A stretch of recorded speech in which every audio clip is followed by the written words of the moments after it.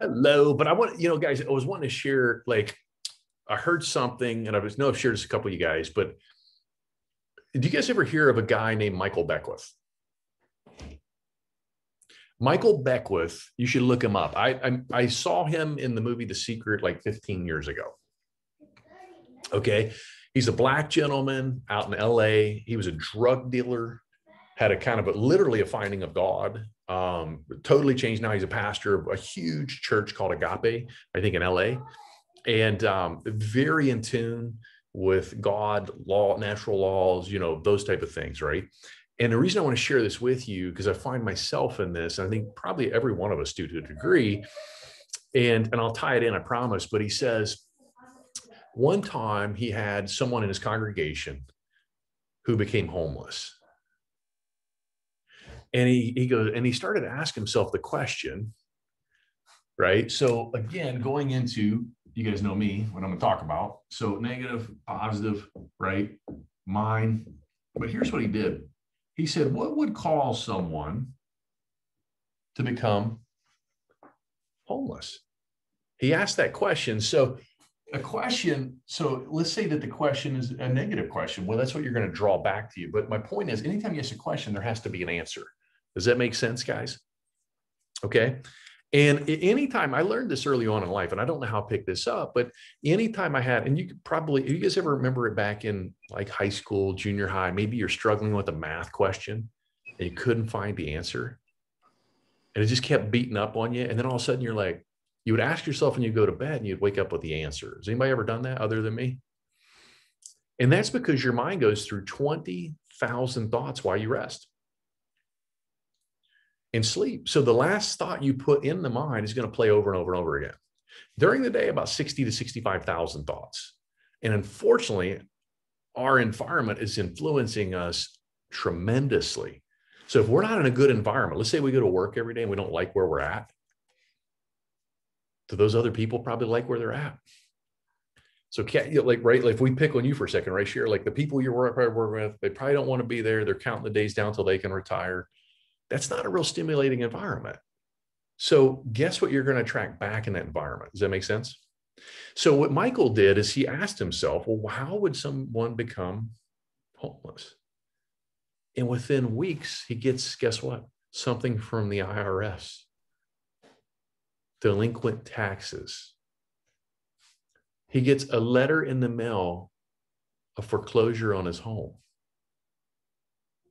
And a couple other things occurred. And then he goes, what in the world am I doing? And then he realized, oh my God, I was focused consciously on what it takes to become homeless. And guess what started showing up? So how many times have you guys made a call for a new partner, right? Trying to get someone in Juice Plus, sharing this with them. And you'll say to yourself, well, they're not going to do this. They're going to think I'm weird. I don't want to sell this to my family and friends. Guess what our mind does then? It sends every opportunity to justify what your focus was on. See, we all want better. And by no means am I saying, does that happen? Like, say when you think it versus say it, it still occurs in the thinking. Dude, your thought is faster by 980,000 times faster than your voice. That's not Dr. Kinney. That's science, by the way. So what happens, people will think one thing, right? Or they'll try to picture one thing, but then they're not living there.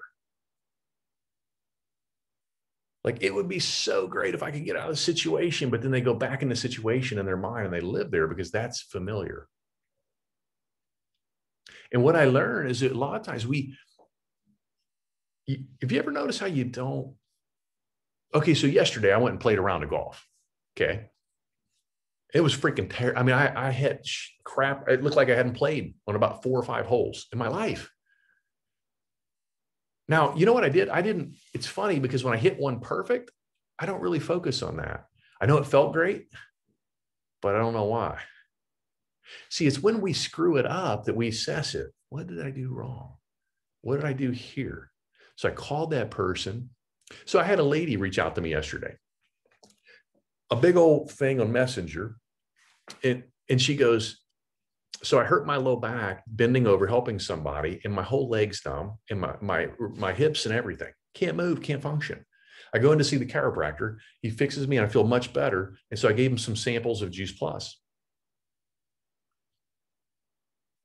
What should I do? I'm going to see him again on Monday. If you guys were that doctor, would you be looking forward to that appointment with that woman? Yes.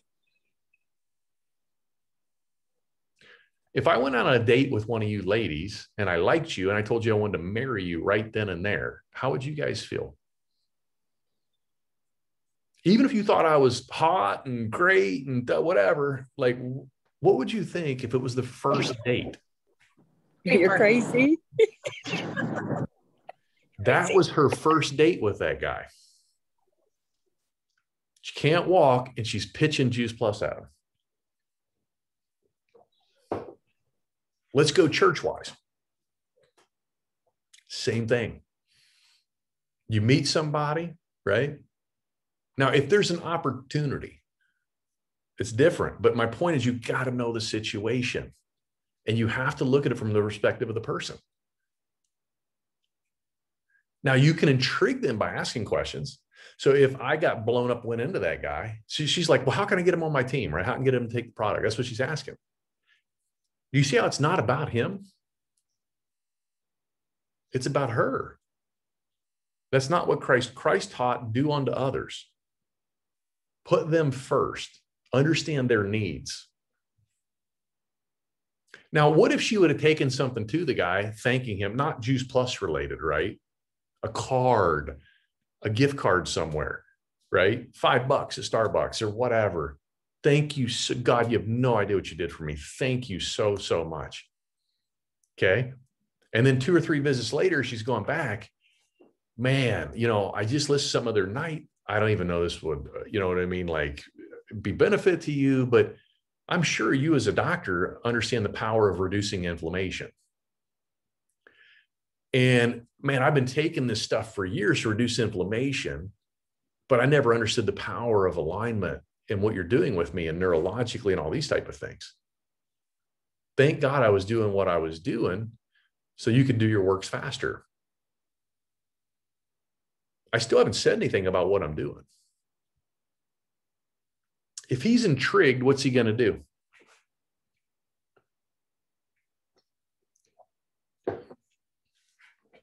But here's what most people do. Yeah. You know what most people do though? They're going to give them the gummies, this and that. Oh, see, another person just didn't want to freaking listen, didn't want to do the thing.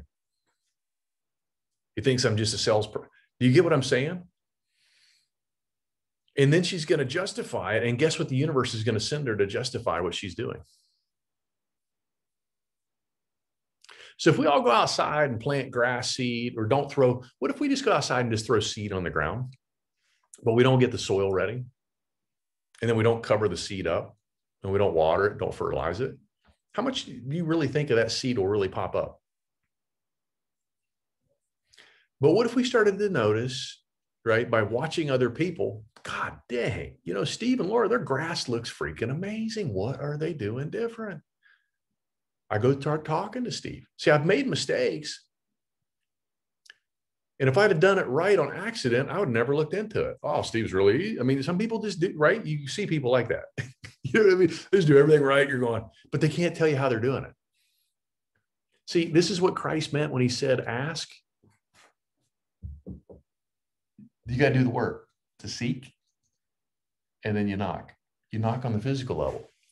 That's what the Bible means. So my point is, you would go and ask, you would take notes, you would do the thing, you would learn to do it differently. This is what people did when they started to learn how. Cadence, stop it. This is when people did when they started going to, learn how to make crops. Like I didn't know corn has to be in rows. Did you guys know that? It has to be in rows because of the way it's set up, that the male and female, they have to like hit their, I forget what they call them, the tassels. And the tassel that's how they germinate each other and for whatever they call it. So they didn't know that. They just saw probably corn stalks everywhere. And then one year the crop wouldn't come up real well. This is like, oh God, I presented to this person and it didn't work. Do you quit or do you figure out how to do it differently? And so then they started noticing, well, a couple of these were lined up in a row and these grew and everything else that was random didn't. But it's kind of funny when you think about it, because is God random or is God very specific? So see, what we tend to do, instead of like getting excited about falling on our face, we get negative and we get scared and we get resentful. And if you get resentful and scared and all that, what are you going to attract back to you? But if you get positive, wow, I just met, man, okay, how can I do this different? Or if you have an interaction with a person, I would get so excited. Like when people thought it was like, oh God, it's going to be confrontation. No, I love that. Confront, get in front. Then you can move it out of the way.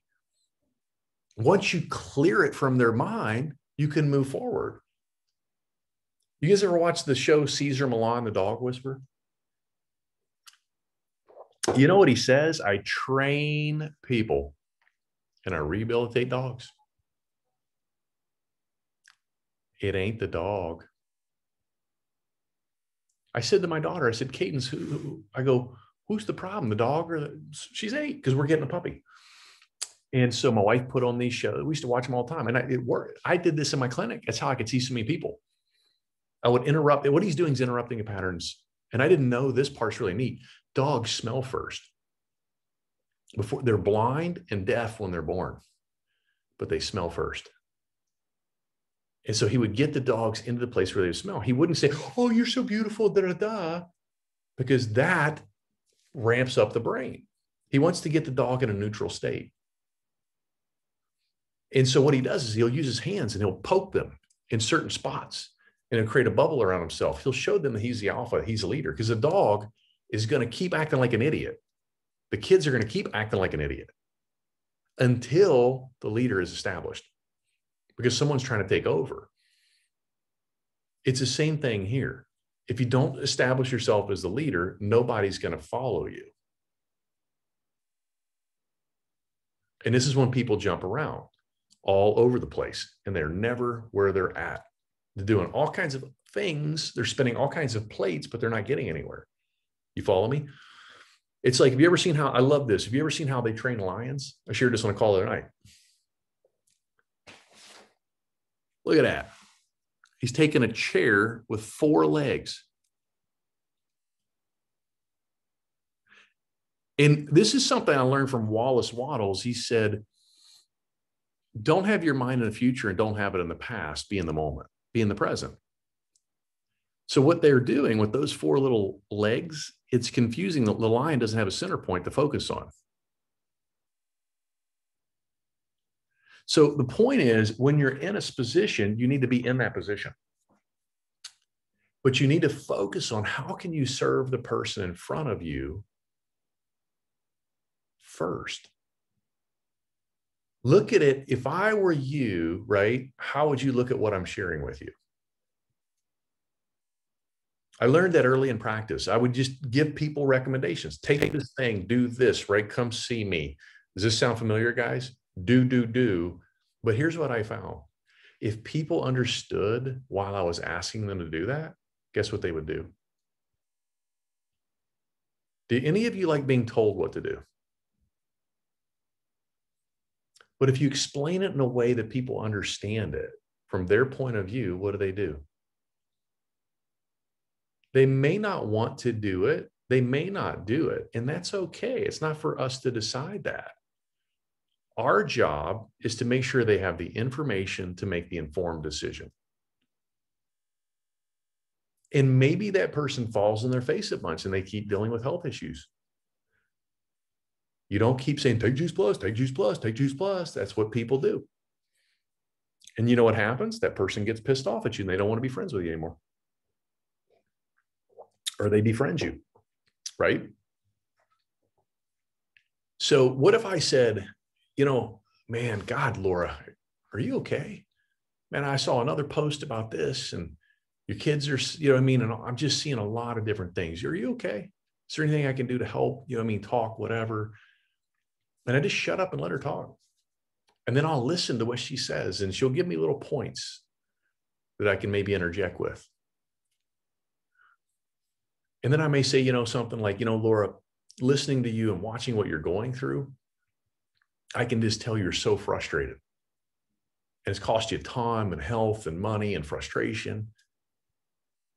I'm not saying what I have to offer you is the thing, but what if it is? Would it be worth just taking a look at? But I let her speak first.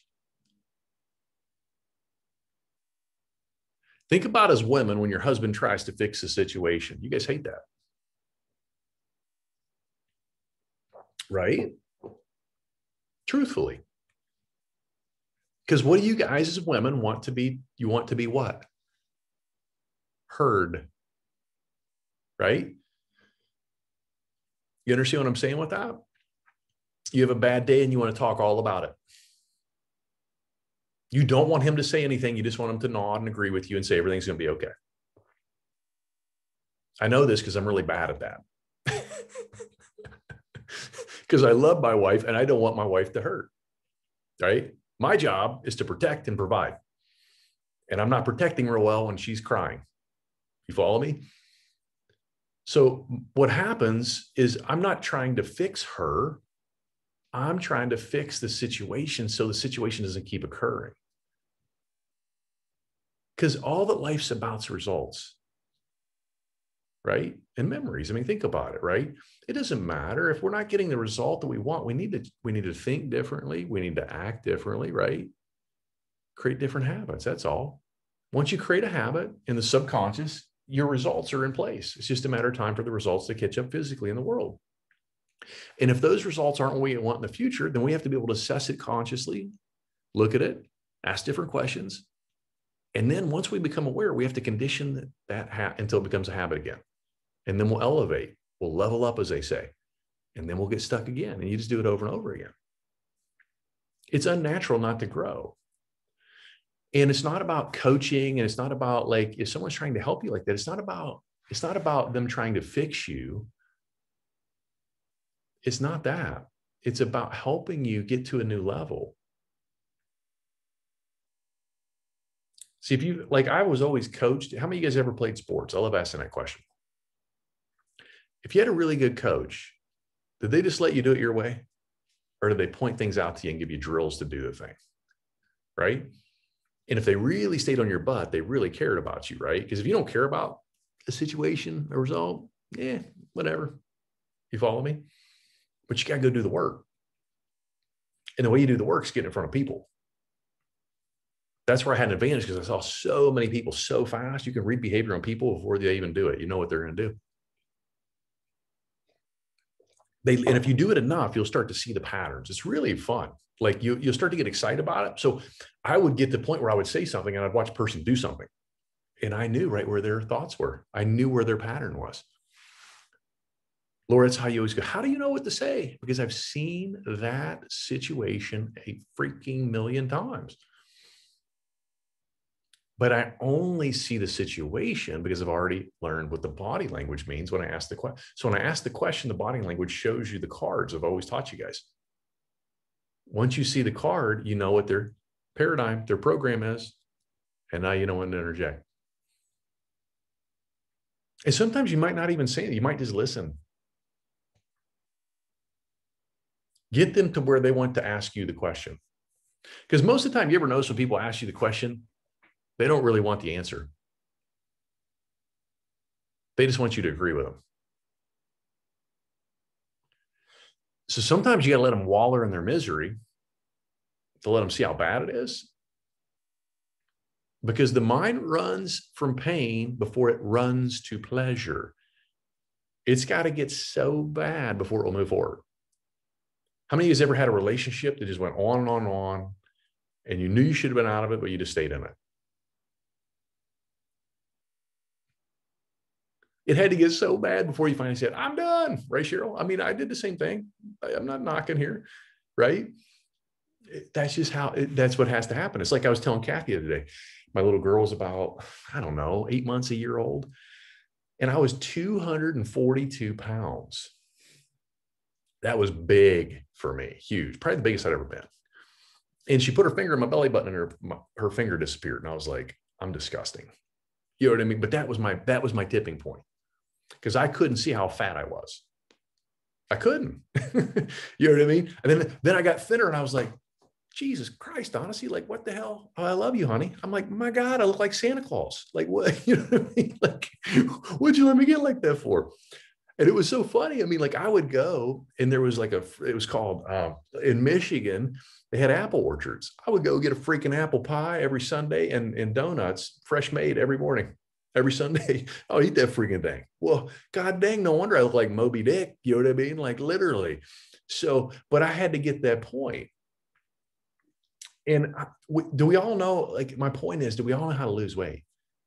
Do we all know how to have, right? You fall, it's not rocket science. It's really not. It's simple. It's just not easy. And it's the same thing with this. But once you assess, once you analyze what looks mean with body language, once you understand, when you ask that question, they're showing you the window to their mind, literally. And that's why I always tell certain people they're relentless, and that's why they'll win, because they'll do the work until they figure it out. That's all it is. You just got to do the work till you figure it out. And most people just won't do that. That's why I don't care to work with talent, because talent will always quit. People's minds always shut down before their body will. That's why that great coach, when you were in sports, would push you to places where you didn't even think you could go. I can remember, God, I was in 9th grade and our coach, he hated it. Like, he was just so PO'd with the system and all that crap. He made us run. My God, we would do like 60 suicides a practice on average. I mean, that's, guys, I can't even explain to you how much running that is. And I'm talking sprinting. And it was just, oh, you think I'd ever went out on my own, done 60 of those? Hell no. No way. But it just taught me, wow, look how much more I had. You know what I mean? Like when you work that hard, ain't nobody gonna beat you. Like, it's just a whole mental, it's all mental. Like, you go to a level and you're like, there's no way that person's gonna outplay me. I've worked too effing hard. But most people will never work that hard. When people tell me, oh, you're lucky. Well, I look at them now and I say, well, where have you been at 4 a.m. for the last 20 years? I'm up 4 to 5 hours before anybody gets out of bed. That's not bragging. I've created that. How many people you guys know that will do that? I can promise you right now, ultra successful people, they don't freaking sleep in. They're up, they're working, they have a freaking operation that they're doing. Do you wake up do you plan your day, or do you let your day smack you in the face? Do you just wake? See, here's what happens. We wake up and we just go through our day. But we never think about how to make the day better, because you're not taught to do that. See, even my dad was really regimented growing up. He was up, he would leave an hour before he even had to get to work, guys. But he never worked on his mind. One of those brilliant people I know, he would read the newspaper. Do you follow me? Okay. So current events, that's what he says. That's what he was taught. Be up on current events. Of what? What they want you to see? You get what, like, he wasn't pouring into himself. That's why your life, if you pour into yourself, will take off. but you got to have a plan. Are you going to talk to 5 people today about Juice Plus? How are you going to set the follow-ups? What time of day are you going to do that? Are you listening to something positive in mindset? Are you working on your craft? Are you working on business? What are you doing? Are you crafting time out for that? And don't tell me you don't have time to do that stuff. Every one of you drive to work for the most part. So guess what you do? You put something on while you're going to work. I used to drive 45 minutes one way. You know how long a college class is? About 45 minutes. How many times a day do you go to a college class in a week? 2, maybe 3. So if I'm doing that 5 days a week, about 2 years, I got a freaking college degree. Do you see how you compress time? But you know what most people do? They put on the radio and they let people program them. And then they bitch about their life and they wonder why their life never gets better. Well, if you're not pouring into your life, why would you expect your life to get better? It's super simple. It's just not easy. Because you guys, look, there's days I don't want to do the thing either. That's just human nature. But do you have the grit to do the thing? That's the difference.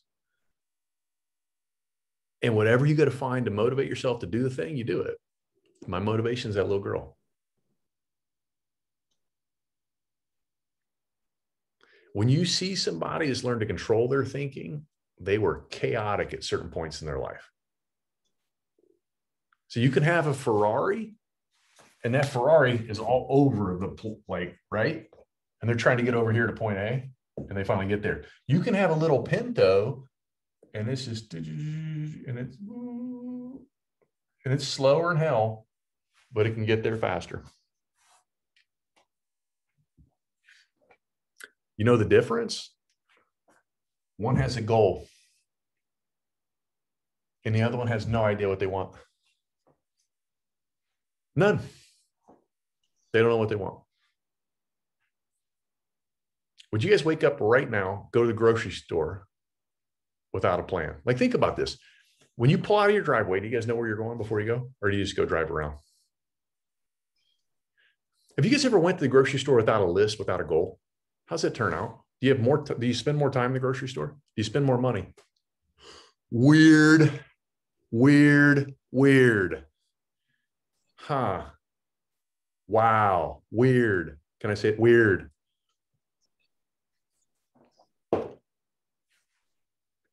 Think about that. How simple that is. You got to have measurable goals.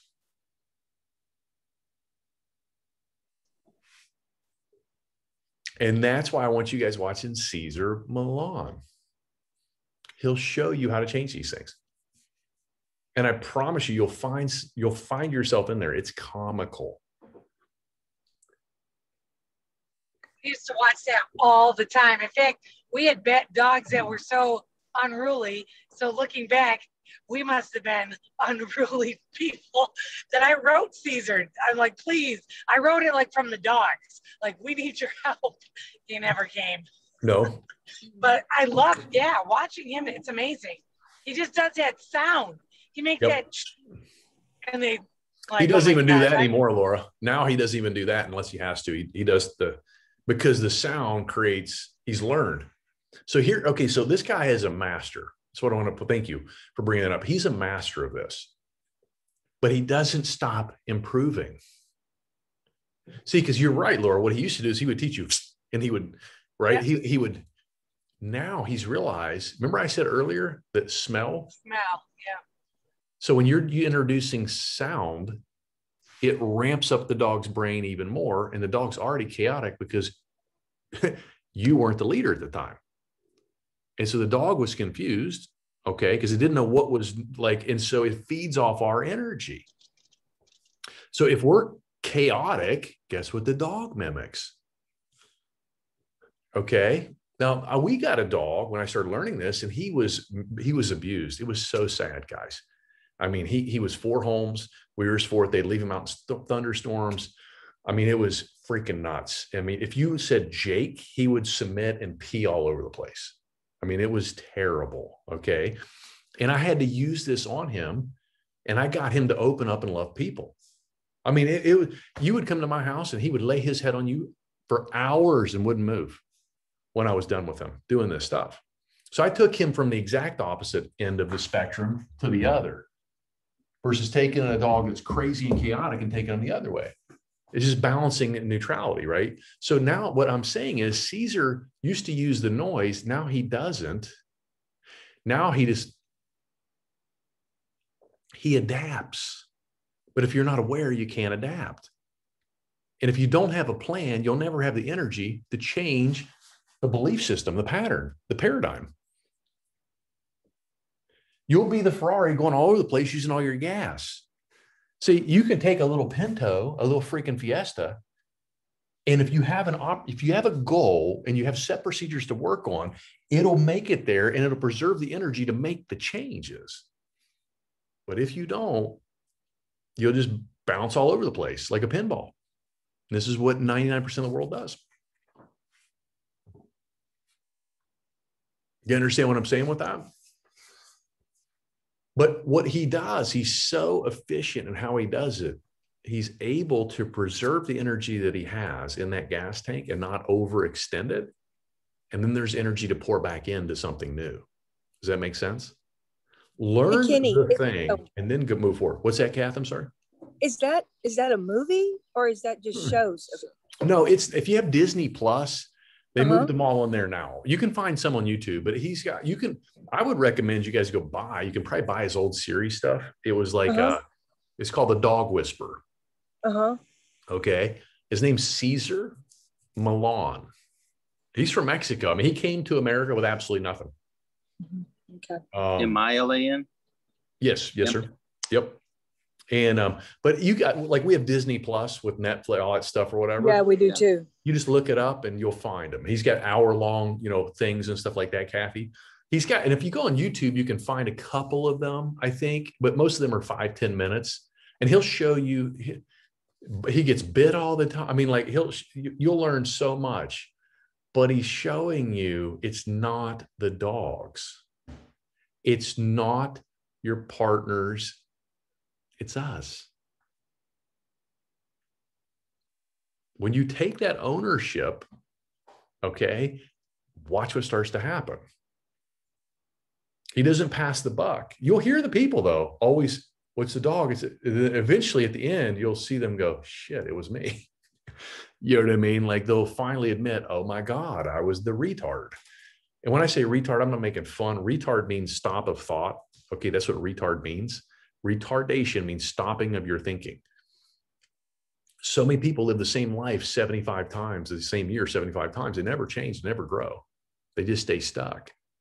And that's exactly what happens to these poor animals, but they just have more energy and they can't talk it. They show it through what they're doing.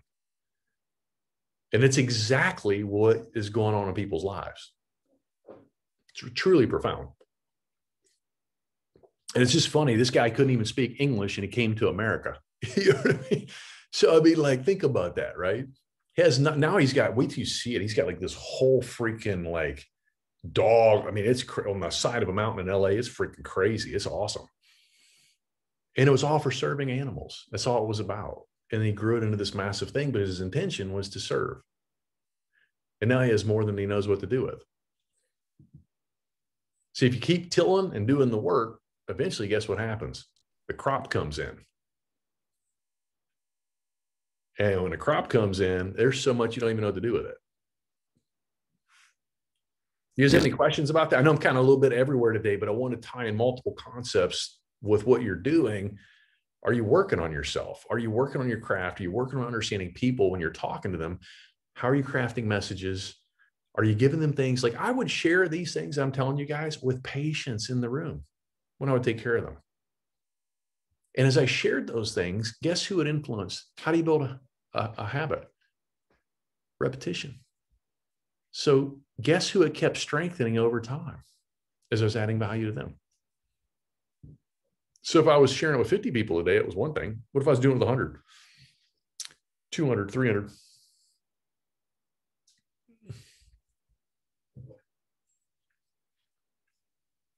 But I had to think that way to do that thing. Do you follow me?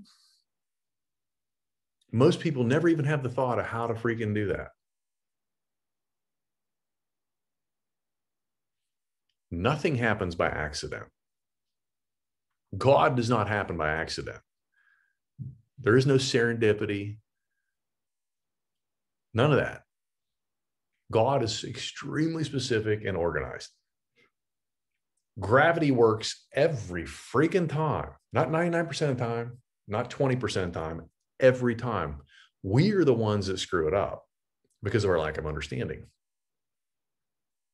But the more you understand this stuff and the more you work in alignment with it, just like going with the flow of a river or a current, if you're in flow and alignment with God's rules, you'll continuously be blessed. And if you don't understand it, it doesn't matter. It's not that God doesn't love us. It's just not going to work out real well. He doesn't love the flower any more than he loves the weed. Same soil. You guys got any questions? Hey, Dr. Kenny, I don't have a question, but since next weekend is 4th of July weekend, do we want to just not have a call on Saturday? And I can post that in the group. That sounded like a question. Yeah, it didn't sound like a question. All did, Lance. Well, I meant about that. I'm sorry. I'm trying to deflect that off you, Lance, so you don't get hit in the head later. So, I second that. What's there you that? go. I said I second Kathy's question. So her I've proposal. got family in town from like Dallas, so that Any whole opposed? next week. Huh? I could post something in the group. That was a rhetorical question. Rhetorical questions are the answer. That's not really a question, but I just want to throw that out there. So I'm just going to read. So I want to You got kicked in the reiterate. back seat. Look at that. Yeah. Oh, he's he's in the pumping back gas. seat. So if my words say I have a team that's not motivated, it means that I'm not motivated and I'm not creating the motivation for the team. Yeah, because you're not believing what you're actually saying. It's in conflict. Laura, though, that you came up with, that you actually made that connection is awesome. Mm-hmm. And you're right, because what you speak becomes, right? So keep speaking. I actually have changed that in my daily writing from I am adding team daily because I was saying that and Steve was adding team daily, but nothing really happening. So now I'm saying I am adding motivated team daily and I train them effectively. Yes. No. Here's a funny one for you, right? So the universe always conspires. Okay. We're just not asking properly. So I remember this guy, he was talking about it, and he said, this guy had an auto dealership. And he said, he told a genie, he goes, what do you want? He goes, well, I want to have an exotic car dealership. No, a car dealership, the exotic in another country. It's like you said, I just want to add team. And the next day he wakes up selling Chryslers in Tokyo. See, he had a picture of maybe wanting Ferraris or something, but what did he ask for? See, this is when what happens. We say, oh, I want this, but then every part of our actions, our body language and everything else is showing completely different to the universe. It's like somebody saying, I want a really well-behaved dog. And then they grab the dog by the leash and they're going, or they're you know what they're doing? They're grabbing the leash and they're so tight with the leash, that's tension. So guess what the dog feels? So when you create tension, guess what the animal wants to do? When you create tension in a relationship, guess what the other person is going to do in a relationship? Now, if there is tension and I say, oh my God, Laura, is everything okay? Instantly, I just took that leash. I do it and you don't even know it's occurring because I'm aware to do it and I've created the habit to not do it. But what most people do, they just want to stay right. Well, you have no reason to act like that. You're being a freaking goofball. Why would you act like that? And so you're just putting that out there. And then the person says, well, you think I'm a goofball now? And they get more pissed off. Or I tell you, you're not working hard, Laura. Is that going to make you feel good or bad? Is that going to make you feel more tension or less tension? More tension. And how do you perform when you're tense? Not well. Weird. Like the habit thing is a true thing. So probably, I don't know if I heard it from you or who I heard it from. It had to be you, to brush your teeth with your non-dominant hand. I started doing that when you said it, probably March of 2020. And it's just recently, that many days where now I'm not going and I don't have to really think, oh, no, now I'm just doing it the opposite. But over a year of every day with that habit that had been created for, my whole life. Laura, how many times did you brush your teeth with the right hand? Right. 55 years. Do you see what I mean? Like we think, oh, I'm going to undo it. And like, guys, you got 55 years of programming to do it one way. And it's not good or bad. Like that, I'm not, you know what I mean? Like this is what it is. That's why you put your pants on the same leg guys, think about what I just said. Every one of you put your pants on your right leg first. You know why I know that? Because your parents were right-handed, because 94% of the population is right-handed. So guess what they did when they put your pants on? And they did that for years. And then guess what you started to do? Do you put a coat on over top of the shirt, or do you put the shirt on over top of the coat before? You fall do you see how you don't think about it? You just do it. Now you could see a 2-year-old, they might pick up a pair of pants and try to put it on their head at first because they haven't created the habit yet, right? They look at stuff differently. They look at the chair and they go, well, we can put this on its side. We can put it upside down. We can put things on top of it. We're looking at it going, yeah, you sit in it. Oh, well, we might stand in it. You know what I mean? We are so conditioned to see the thing the way we've always done it. We don't ever see it differently. That's why you have to study, because study creates awareness. But when you become aware, just like you did, Laura, great, you're aware. But now you got to condition it until you own it. And it's a habit. Right. That's what study does. That's what Christ said. Ask is when you are trying to better yourself. You're becoming aware. Seek is the study you're doing every day to create new habits. And then you knock. Then you got to take the physical action once you create the habit. If you don't take the action, we do live in a physical world, right? Okay. So you do have to take physical action. You'll have a lot of people that are metaphysical and they'll sit there and pray all day, but then they don't do any action. So that doesn't do a damn hill of beans any good. They'll come take your couch in your house if you're just praying all day. You guys got any more questions? But great connection, Laura. I'd like to share something real quick. Yeah. I think most of you know that I've been working where I have been for this year's 42 years, and it's been not good. It's a lot of stress for a lot of, so had to go back into the office from being off working from home from COVID. And first weekend, I talked to my 2 bosses and told them this is my last budget year, that I'm going to be retiring. So, congratulations. Yeah, I honestly, if I didn't have a conscience, I could just go right now, but I don't feel right doing that.